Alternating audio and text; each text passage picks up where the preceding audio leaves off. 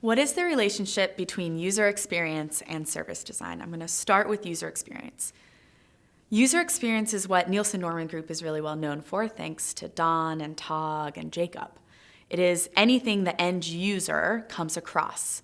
So this could be an app, a website, a kiosk, or an end-to-end experience that they encounter. Now, I like to think about this as the what. Service design is the how. How does that end experience get created?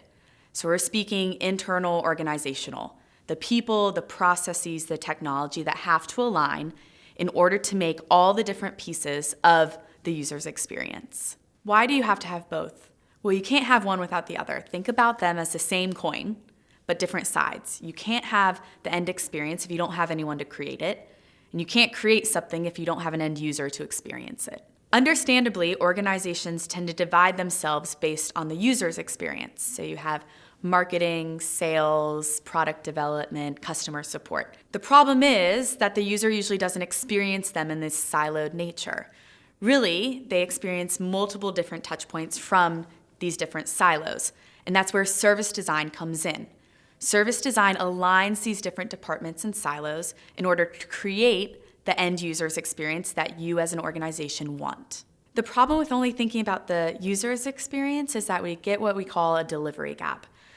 A lot of companies who think they provide a superior proposition when very few of them actually do. I think about this all the time when I fly Delta, and they put a status tag on my luggage that I'm checking with the promise that it's going to come out first at the baggage claim.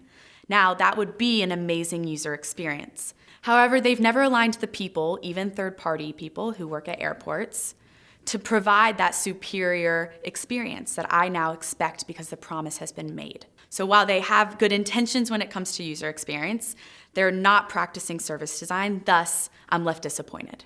I'm not at all advocating that we only prioritize users' experience or we only prioritize service design. Instead, I'm suggesting they should be practiced in parallel with equal efforts in both places.